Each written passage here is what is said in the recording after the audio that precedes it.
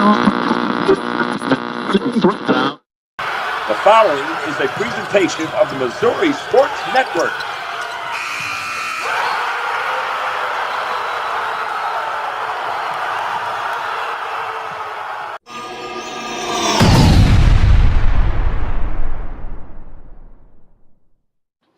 Hey, welcome back to High School Game Day here on the Missouri Sports Network, MissouriSportsNetwork.com, where everyone has a home field advantage. And as always, the Missouri State Highway Patrol reminds us to take that 3 seconds and buckle up. It's 3 seconds that could save your life. And it's sponsored by Great Southern Bank. Great Southern Bank with more than 100 locations in 6 states. Great Southern Bank that cares as much about your money as you do. Member FDIC. Well, we continue our trips around the state of Missouri. We go to Maryville High School. We welcome in Spoof Hounds head football coach Matt Webb. Coach Webb, thanks for joining us today. Thank you, Guy.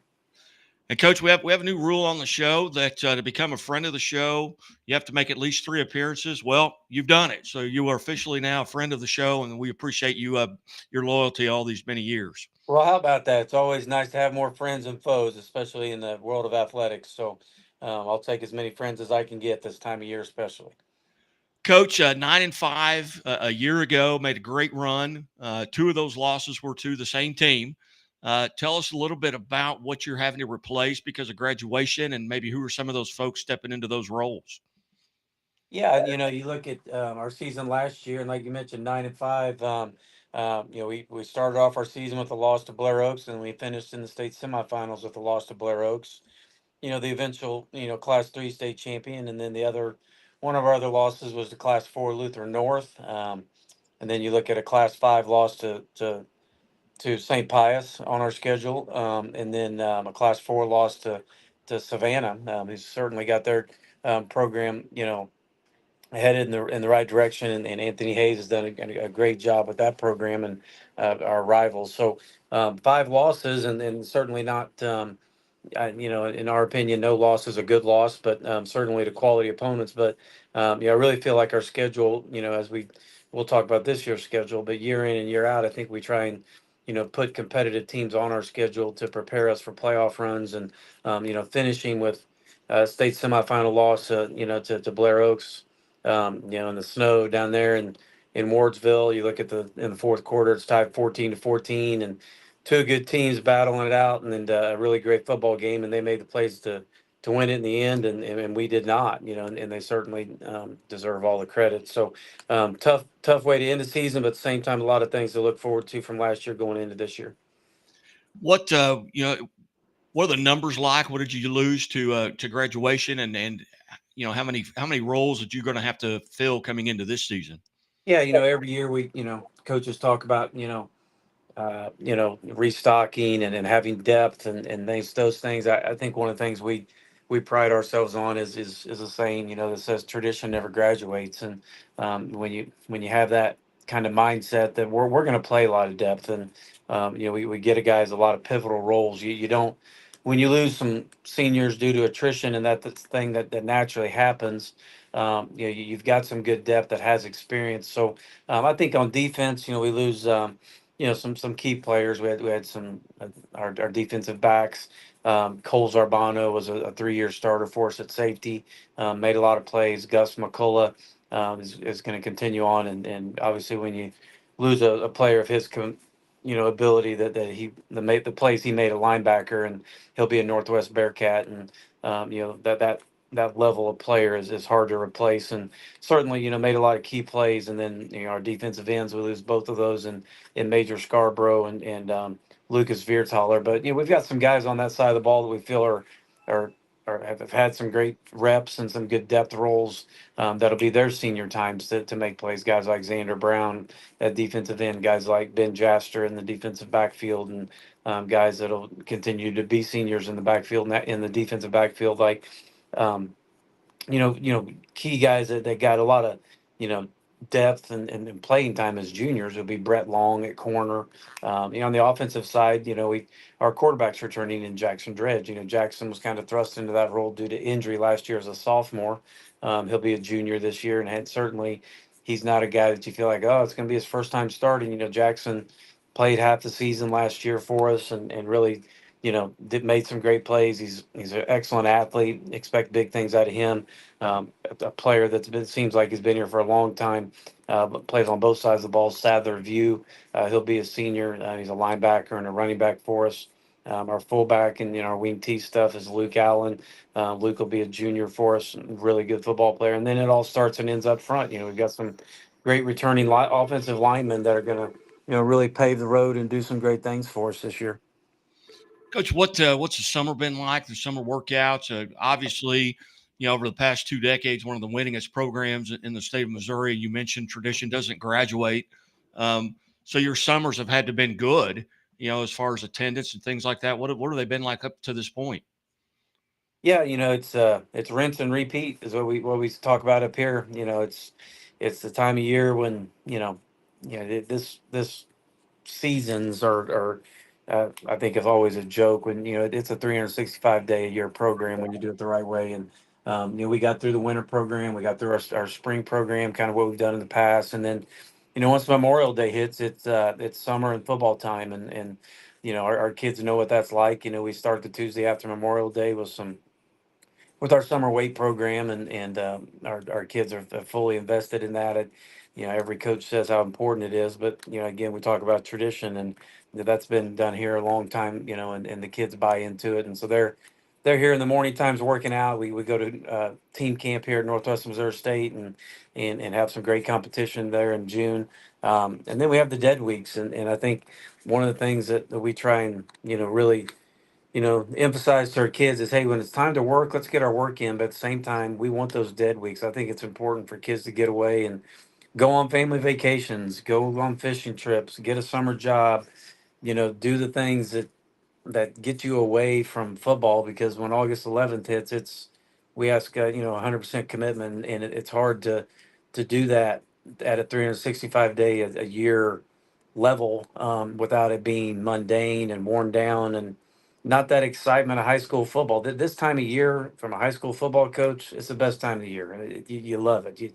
You live for it. You're done with summer weights. You're done with vacations, and it's okay. Let's get back into our routine of putting on the pads and going to special teams practices, learning our schemes, getting polished up. Jamborees around the corner, and week one will be here before you know it. So we've had a great summer. I'm really excited to get next week started. Yeah, Monday it kicks off for real, on August 11th. Then you got the Jamboree on the 22nd. Where is your Jamboree? We'll be jamboreeing at Raytown South this year, against the same teams, against William Christman, Raytown South, and Kansas City Center. Done that for the last few years. Some really good, a little bit bigger programs than us, but gets us into a good jamboree and get out of there and move on to week one. In week one, obviously you got Blair Oaks, and your schedule's not complete on the Mission site yet, but you're at Lincoln College Prep, and you got Lutheran North on your schedule again. Between now and the 22nd, the Jamborees. What are your goals for your team outside of staying healthy? Obviously, staying healthy is number one. But what are some things you're looking to accomplish there in that first 11 days? Well, we want to get ourselves, really kind of back into the routine, get us, into the idea of hitting the pads. The kids know our schemes through our summer program. It's not a lot of, new schemes to our kids. It's really taking and adjusting it and making sure that we are as healthy as we can possibly be. A lot of that, obviously deals with how we deal with nutrition. It's going to be hot.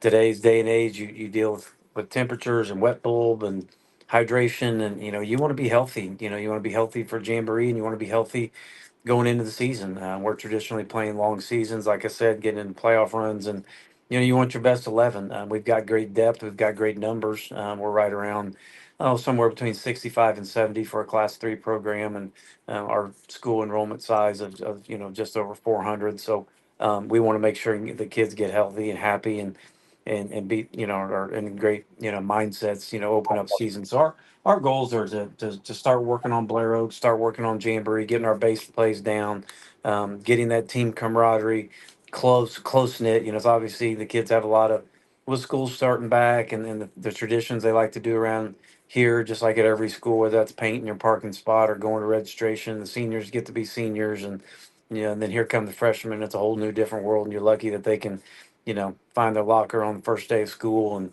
not get lost in a hallway or feel stupid on that first practice and you've accomplished something one. So, freshmen are freshmen, but at the same time, they're spoof hounds and we're excited to get them here. So really, it's just kind of that rinse and repeat mode of setting goals to go 1-0 every week. Again, we're visiting with Maryville Spoof Hounds head coach, head football coach Matt Webb.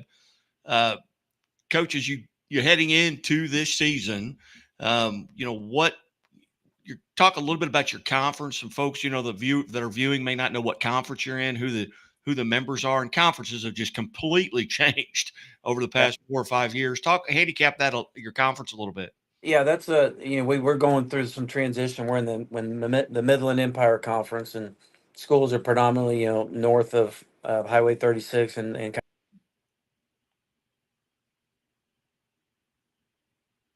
C is the St. Pius out of Kansas City has been in the MEC years, and they've decided to leave our class last year with some classification with what they're doing up to Class 5 with football. So we'll be adding, not this year, but we'll be adding a conference school in 2026, which will be Excelsior Springs will be officially joining our conference. They're not in it this year, but they will be in it 26. So that's caused us all to go find a game this year on the football schedule. So our schedule starts, the MEC. You look at, like I said, Maryville's in it. There's 2 St. Joe's schools, the football playing schools in the MEC in Benton and Lafayette. And then you have Cameron, Chillicothe, and Savannah. Next year, Excelsior will be joining it. So when you look at the Class 3 schools are traditionally us, Chillicothe, and Cameron. Usually somewhere Benton is sometimes in that Class 3 range or Class 4.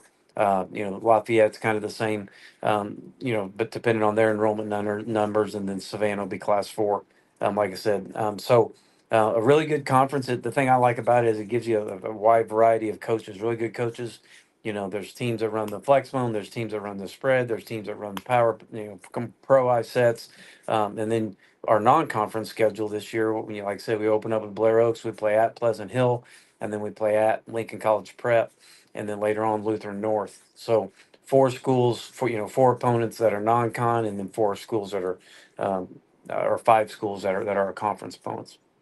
Outstanding. Well, Coach, as always, I greatly appreciate you being generous with your time, and we look forward to visiting throughout the year. On the nights where you guys win, we'll get you on the show, our live high school football scoreboard show that airs every Friday night from 9:30 to 11. And it's Did I lose you, Guy? No, I'm here. You're here. I can hear you, Coach. All right. Coach, you're still with me if you can hear me. Guy, I'm afraid I lost you. Okay. Well, hey, we're going to take a commercial and we'll be right back. Leaders know there's no guide to greatness. When everyone else says something can't be done, they know it only hasn't been done yet. True leaders weather the fiercest storms and look deep within themselves to rise above and help others find their way forward. At Great Southern Bank, we're proud to partner with visionaries that help raise the tide for all of us. And when you're ready to bring your vision to life, we'll be right behind you with award-winning support.